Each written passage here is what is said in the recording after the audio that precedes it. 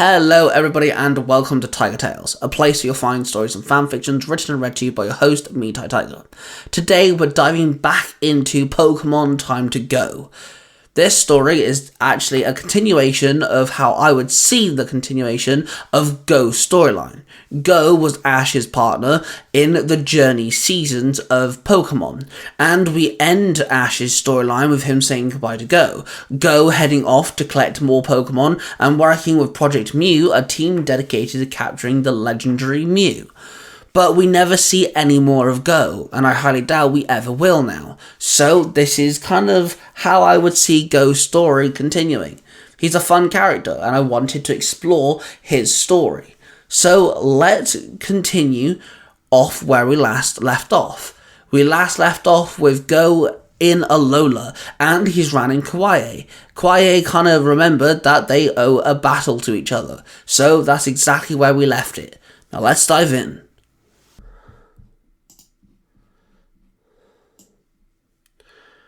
Pokemon Time to Go, Chapter 2, The True Fire and Passion of Alola. Go stood before Kawaii. His Geodude was ready to battle, and Kawaii looked determined with his Marowak standing strong. Marowak, Bonerang now! Kawaii barked. The little Marowak threw its bone as it started to spin rapidly at Geodude. Geodude, dodge it! Go demanded. Geodude swiftly swayed to the left. The spinning bone flew past Geodude, then it spun back around and Marowak caught it. Geodude, go in with a thunder punch! Go yelled out. Geodude flew at Marowak, and its fist became encased with a thunderous power, and it slammed its fist into Marowak, throwing Marowak off its feet, but it quickly jumped back up. Geodude, try throwing another one! Go ordered. Once again, Geodude's fist became encased in lightning, and it flew at Marowak at full speed. Counter it with a flamethrower! Kawaii yelled. Marowak opened its mouth and spewed a blast of fire that hit Geodude, knocking him to the ground, cancelling out his thunder punch. Are you okay? Go asked. Geodude grunted as it got back up. Geodude, let's try a rock throw! Go snapped. Geodude jumped up into the air and several rocks formed around it, and it flew at Marowak. The Pokemon managed to dodge some of the attacks and swatted some of the rocks away. Come on, Marowak, quick attack! Kawaii roared. Marowak started running and picked up at full speed and slammed its body into Geodude, knocking it back. Now slam it with a bone thrash! Kawaii said. Marowak swung its mighty bone and slammed it into Geodude's head, then spun around and slammed it across Geodude's face, knocking it down. Geodude laid there unconscious. Oh man, Go gasped. I still got it, Kawaii cheered. Marowak jumped into the air with joy. Go ran over to his fainted Pokemon. Oh man, Geodude, I'm so proud of you. Go sighed as he returned Geodude into its Pokeball. Marowak, you did a good job, man. Return, Kawaii said as he held out his Pokeball, and the red beam shot out of the ball and engulfed the Pokemon, sucking it back into the ball for safety. Kawaii then walked up to Go and stood there as Go knelt there looking defeated. Hey man, no worries, yeah? You can't win them all, Kawaii said, placing his hand on Go's shoulder. Yeah, I know, but like I said, I promised I'd get better, and I'm now working for Project Mew. I can't be taking hits like this. Go sighed. Hey man, that's awesome. Well done. I know you could do it, Kawaii roared. Thanks, I guess, Go said, looking down at the floor. Hey, don't I owe you a meal? Kawaii asked. Yeah, I guess, Go shrugged. Come on, let's go, Kawaii said. He then led Go to a place where they got some noodles. They sat there and ate their food, and Kawaii looked at Go, who still looked rather defeated. Hey, are you okay? He asked. Yeah, just feeling a little lost, I guess, Go sighed. Dude, come on, just let it go, Kawaii said. Hang on, follow me, he said quickly, jumping up to his feet. Go got up and carried on eating. As he caught up with Kawaii, he led Go to a clearing oversighting a mountainside. What's this? Go asked. You still want to catch one of every Pokemon, right? Kawaii asked back. Go nodded. There's a rock ruff running around here lately. Seems a bit lost in itself. It won't go with the pack. I say, why don't you catch it? Get it out of here. Let it meet new Pokemon. Give it some adventure. Good purpose, Kawaii stated. Oh, right, yeah. New Pokemon is exactly what I need, Go cheered. Meet me here tomorrow morning and we can find it, Kawaii told him. Yeah, you bet, Go nodded. Kawaii threw out a Pokeball and Charizard appeared with a saddle on its back. He jumped on and said his byes to Go and told the Pokemon to start flapping its wings. He then told Go to get some sleep and he'd meet him there in the morning. He then commanded Charizard to take flight and the dragon Pokemon quickly bolted into the air and they flew home. Go headed back to the hotel and got some sleep.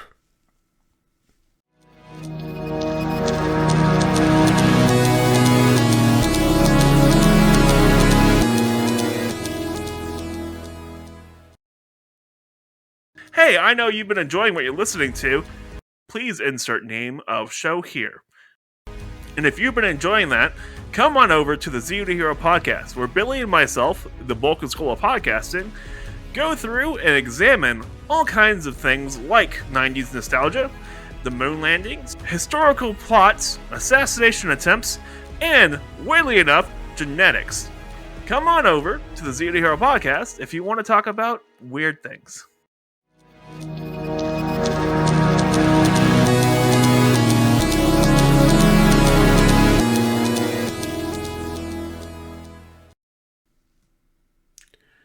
Go was back at the mountain clearing early hours in the morning, and he saw Kawaii's Charizard land on the ground, and he jumped off. Wow, you get up really early, huh? Go asked. Yeah, I have deliveries to make, so we're up pretty early so I can get them done, Kawaii said. He then returned Charizard, and they suddenly could hear the sound of barking that filled the air. Hey, that might be Rockruff, Kawaii stated. Yeah, we gotta go find it, Go cheered. Seems like your excitement filled your inner fire and passion. Kawaii yelled out. My what? Go asked. The true fire and passion of Alola. Ash learned it pretty quickly. Hell, I think he had it from the get-go, but it's the passion and drive, to train, to get new Pokemon, to get better together. That drive is to be better with your Pokemon and yourself. It's the kind of thing that gets this nifty little trinket, Kawaii explained, revealing his Z-band on his wrist. Yeah, I understand what you're saying. I can't let one hiccup get me down. Now let's go get me a Rockruff, Go chirped. Both the boys ran onto the mountainside, and they jumped over some rocks and followed the sound of the small dog barking. They found the Pokemon jumping up into the air, releasing a rock throw attack at some boulders. They hid behind a rock and watched the Pokemon. It's training, Kawaii stated. Sounds like a Pokemon I want on my team, Go cheered. I shall wait here while she go get it, Kawaii told Go. Go nodded and jumped over the rock and walked up to the training dog Pokemon. Hey Rockruff, training, huh? Go asked. Rockruff landed and turned to Go and started growling at him. Whoa, easy. I'm here for a proposition for you, Go told the dog Pokemon. Rockruff just stopped growling, sat down and tilted its head in confusion. My name is Go. I'm a collector of Pokemon and a traveller. I go to all sorts of regions, and I was wondering, do you want to join me? I can help with your training, Go explained, kneeling down on his knee. Then Rockruff barked and cheered and ran over to Go and headbutted him gently. Ah, nice to meet you too, Go chuckled. He then pulled out an empty Pokeball and Rockruff nuzzled it with his nose, and the ball shot the red beam and Rockruff got pulled into the Pokeball. The ball shook a couple times on the floor and then the center button flashed to indicate Rockruff had been captured successfully. Kawaii ran over and pulled Go to his feet. I knew you'd be the best person for Rockruff, Kawaii cheered. Suddenly they saw a guy stood there dressed up in Team Galactic get-up. Who are you? Go asked awkwardly. Doesn't matter. Just give me that Rockruff and any other Pokemon you may have, the stranger barked. Hell no, Kawaii barked. Then the stranger pulled out a Pokeball and released the Pokemon inside.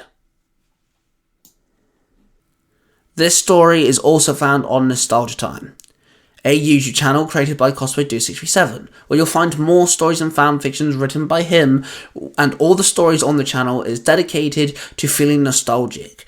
The stories that he grew up with, he wanted to continue or wanted to do stories based off. And I have my own segment on that channel. So make sure you go check out the rest of Nostalgia Time as well. More about that in the outro. This podcast is a production of the Three Ranger Bros Studios, in association with Zero to Hero, the podcast. Thank you very much for listening to this chapter. If you want to hear more fan fictions and storylines, I have plenty of other Tiger Tales channels that you guys should be checking out. I'm going to give you a list of all of them. There's Tiger Tales, the channel that started it all. There's Tiger Tales The Lost Stories, a channel dedicated to storylines with the first person view. Tiger Tales Game Over, a channel dedicated to video game storylines. Tiger Tales X, official crossover fanfictions go on this channel. Tiger Tales Mysterious Origins, all my original storylines coming from myself go on that one. Then you have Tiger Tales One-Offs, a Tiger Tales channel dedicated to one-off storylines that have no continuation. We've also now expanded to podcasts, so make sure you check out everywhere you can listen to your podcast, the Fiction Fighters podcast, where you'll find a storyline called the Fiction Fighters, where fiction is power. I want to use this moment to thank all my supporters and the partners of Tiger Tales. First off, make sure you check out Cosplay Dude 637. I'm going to give you a quick rundown of all the places you can find him and where you can listen to his fanfictions. First off, there's Power Rangers Universe 19, a podcast dedicated to Power Rangers and Kamen Rider storylines. You'll also find a few of my stories on there too. Then, you also got Sailor Moon E, a Sailor Moon dedicated podcast storyline. Then you have The Order. Cosplay Dude 637's original storyline goes on this podcast. Then you have the One Piece audio drama YouTube channel, audio drama dedicated to One Piece. Then you have Nostalgia Time, a YouTube channel dedicated to all fanfictions and storylines that are meant to make you feel nostalgic. You also have Marvel Universe 19, where you'll find Marvel related fanfictions. You can also find some of my storylines there too. Now, of course, me and Cosplay Dude 637 are part of a studio called the Three Ranger Bros Studios, so I'd like to mention the third member, Mark the Red Cornish Ranger, and his podcast, Naruto Comics, where he adapts comic books into audio dramas, and you can also find his original Power Ranger storylines there as well. A quick shout out to a few of my supporters. We have the If You Give a Dad a podcast host, Jared. Make sure you check out his podcast. He interviews some amazing guests. The Zero to Hero podcast, the Bulk and Scholar podcasting, Billy and Jim, of course, have been there since the get-go. So make sure you check out the Zero to Hero podcast. Some of my stories wouldn't be here without the Author's Crown YouTube channel's host, A Crown. So make sure you check out the Author's Crown YouTube channel with his fanfictions there.